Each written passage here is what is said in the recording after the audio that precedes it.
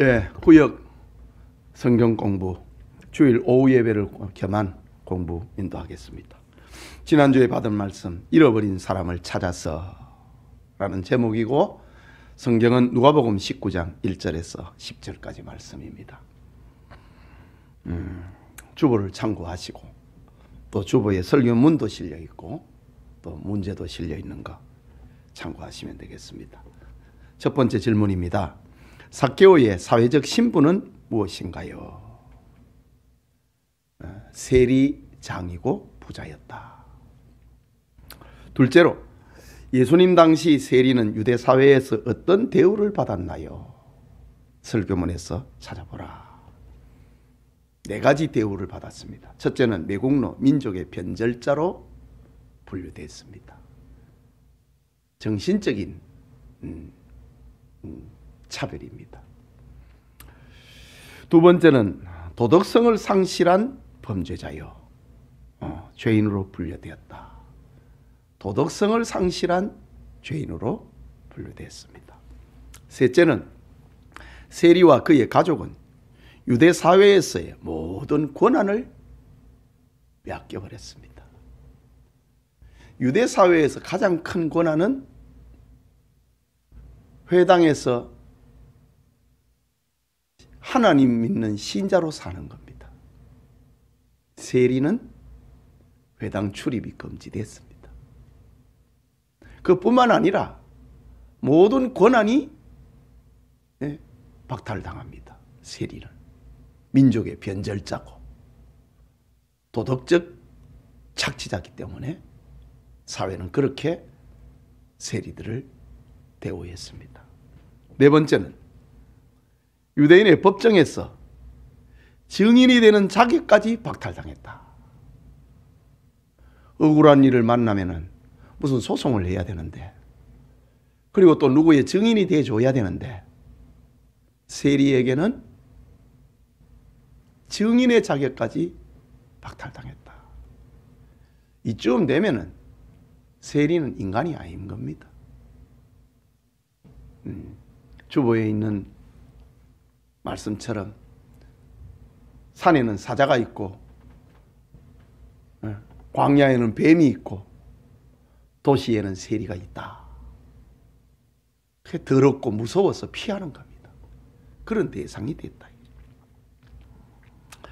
세 번째 질문입니다. 설교의 제목처럼 삭개오를 잃어버린 자라 할 때 그의 형편을 말해보세요.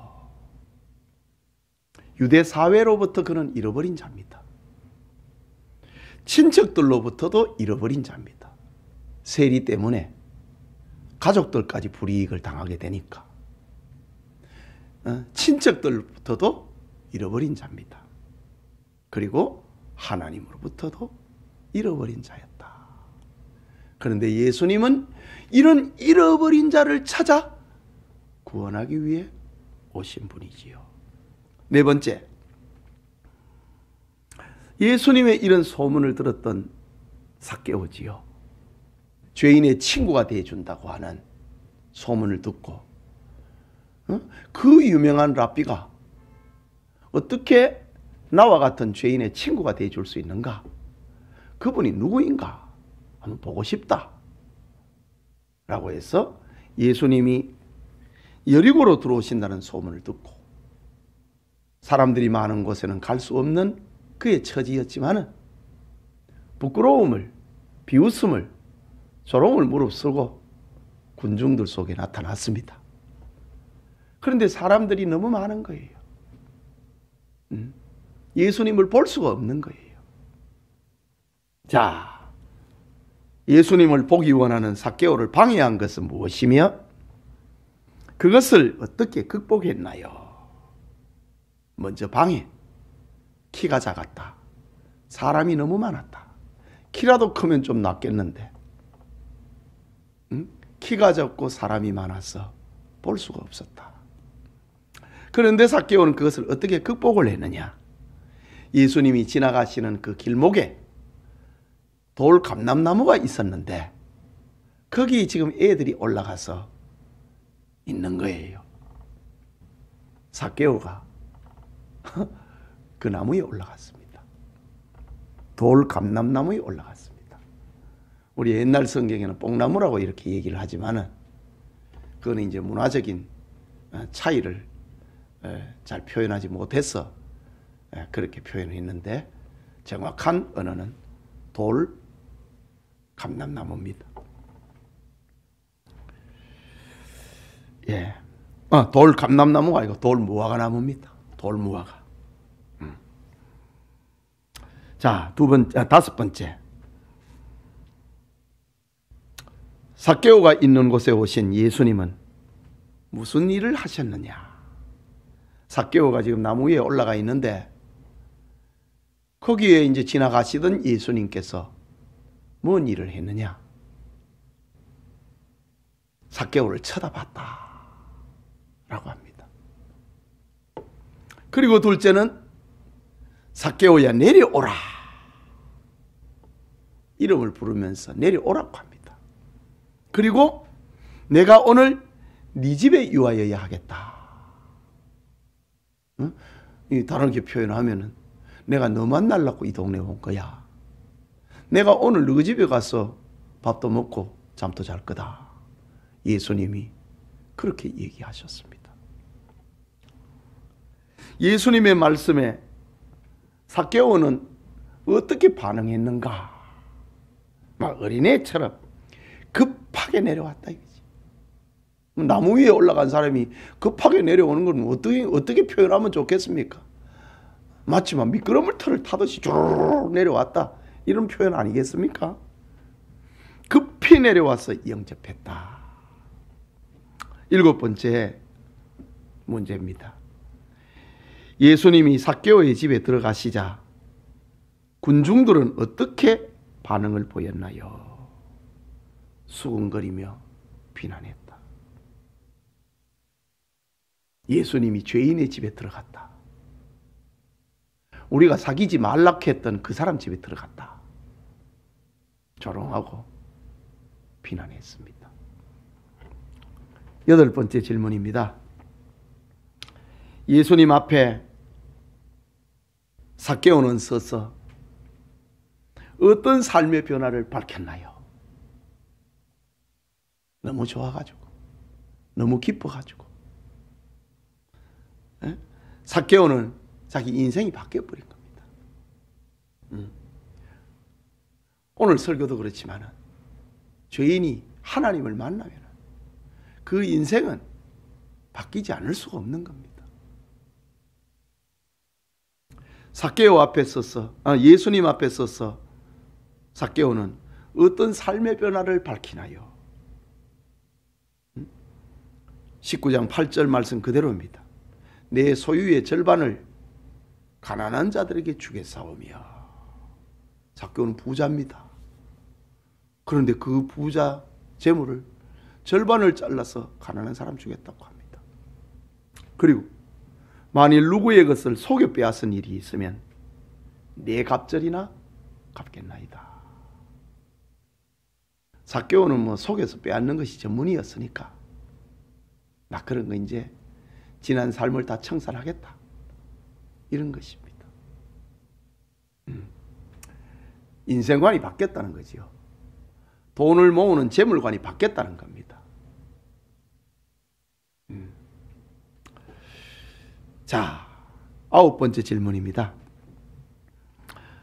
지금 삭개오는 믿음을 행함으로 나타내고 있는 거잖아요. 믿음을 행함으로 나타내는 삭개오를 향해 예수님께서 하신 말씀은 무엇인가요? 예수님은 믿음을 행함을 믿음으로 나타내는 행함을 믿음으로 나타내는 이 삭개오를 향해서 하신 두 말씀이 있습니다. 첫째는 오늘 구원이 이 집에 이르렀으니 이 사람도 아브라함의 자손이다. 오늘 구원이 이 집에 이르렀다. 행함으로 믿음을 증명을 하고 믿음을 행함으로 나타내고 있는 이 삭개오를 향해서 예수님이 오늘 구원이 이 집에 이르렀다. 참 얼마나 큰 축복입니까? 구원받기 위해서 사는 거 아닙니까? 그런데 삭개오는 오늘 구원이 이 집에 이르렀다. 세상은, 사회는, 친척은 삭개오를 버렸지만은 이 사람이 아브라함의 자손이다. 예수님은 이런 엄청난 이야기를 들려주십니다. 그러면서 둘째로 인자가 온 것은, 예수님 자신을 말하는 거지요. 인자가 온 것은 잃어버린 자를 찾아 구원하려 함이니라 라고 합니다. 예수님이 오신 목적을 말하고 있습니다. 잃어버린 자를 찾아 구원하기 위해서 예수님이 이 땅에 오셨다고, 자신이 세상에 오신 목적을 밝히는 이 삭개오를 구원하면서 예수님이 세상에 오신 목적을 밝히고 있는 그런 사건으로 만듭니다. 다시 얘기하자면은 예수님이 삭개오 집에 들어간 것은 세상에 자신이 온 목적을 알려주려고 예수님이 삭개오를 만나고 그 집에 들어가시고 구원을 허락하시고 아브라함의 자손이라고 알려주시고 예수님이 이 땅에 오신 목적을 확인시켜 주는 겁니다. 10번째, 다음 빈칸을 채워보세요.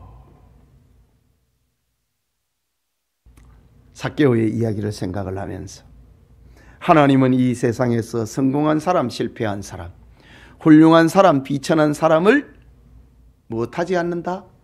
가리지 않는다. 세상은 가리지만 주님은 가리지 않는다. 또 하나님은 영생 주시기로 무엇한 자를 찾아? 영생 주시기로 작정된 자를 찾으십니다.